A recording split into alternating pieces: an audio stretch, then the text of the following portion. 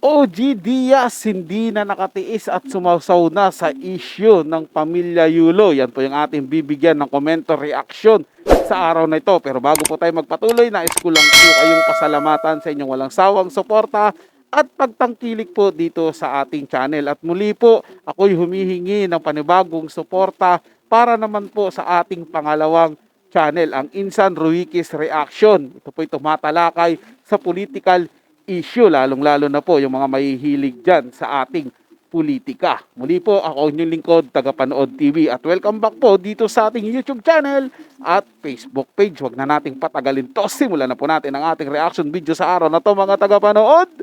Let's do this! Welcome back sa aking channel. Talent manager at showbiz insider OG Diaz nagbigay ng payo sa ama ni two-time gold medalist Carlos Yulo na si Mark Andrew Yulo tungkol sa madalas na pagla-live nito patungkol sa hindi magagandang binibitawang salita laban sa kanyang anak. Panuurin at pakinggan ang buong detalye.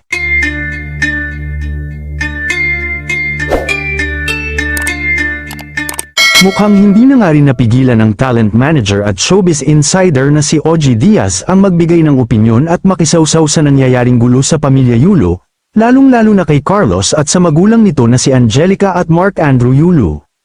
Ito ay dahil umano patungkol sa naging reaksyon ni Mark sa mga akusasyon ng publiko na umano'y ginagatasan lang ng kanilang pamilya si Carlos at sa mga iba pang hindi magagandang pananalita. Ayon kay OG, kahit na ang pahayag ng ama ni Carlos Yulo ay maaaring naglalaman ng biro, mahalaga pa rin na maging maingat sa mga ganitong usapin, lalo na't patuloy ang kakulangan ng komunikasyon sa pagitan ni Carlos at ng kanyang pamilya. Aniya, alam ko namang joke lang yun ng tatay ni Carlos Yulo pero sana, hinay-hinay lang din tayo. Alam ko naman na wala pa ring komunikasyon si Carlos at yung kanyang pamilya. Nagbigay rin siya ng opinyon tungkol sa epekto ng relasyon ng magulang at anak. Aniya, kahit pa magbangayan yan, mag-ina pa rin yan. Ako naniniwala, dumidepende ang pagtrato ng anak sa magulang, depende yan sa kung paano niya itrato at hubugin ang kanyang anak, susuklian lang yun ng anak. Ayon pa sa talent manager, ang pag-uugali ng anak sa kanyang mga magulang ay madalas na sumasalamin sa paraan ng pagpapalaki at pag-aalaga ng magulang sa kanya. Ito ay nagpapahiwatig na ang anumang hindi pagkakaunawaan ay maaaring maiwasan o maayos sa pamamagitan ng maayos na komunikasyon at pag-unawa. Pero matutupad lang ito, kung sakaling maisipan na ni Carlos na kausapin na niya ang kanyang magulang at ayusin na ang kanilang problema. Dahil ayon sa balita ay nakablock kay Carlos ang kanyang pamilya, kaya naman sa ngayon ay malabo pa talaga silang magkaayos. Lalo na't mukhang ayaw ni Carlos dahil parang tinalikuran na niya ang kanyang pamilya. Yun na nga po yun, mga tagapanood. Kaya ginagawa po nung ama ni Carlos Yulo ang magpapansin na lang sa social media para po makuha niya yung atensyon ni Carlos. Dahil nga po, nakablock na sila ron. Hindi na tumatawag sa kanila si Carlos Yulo. At hindi po ako sang-ayon dun sa sinasabi ni OG Diaz na nabase, ang pagturing ng anak ay base sa pagpapalaki ng mga magulang. Kasi po mga tagapanood, kahit ano pong ganda ng pagpapalaki ninyo sa inyong mga anak, pero paglaki naman neto, nakahanap ito ng impluensyang tatalikod sa inyo. Ganun po ang mangyayari dyan, katulad po kay Carlos Yulo. Hindi po ako naniniwala na hindi pinalaki ng maayos siya. Nakita naman po natin yung lolo ni Carlos, di ba? Kung gaano po maasikaso yun sa mga anak niya, lalo na dun sa mga apo niya.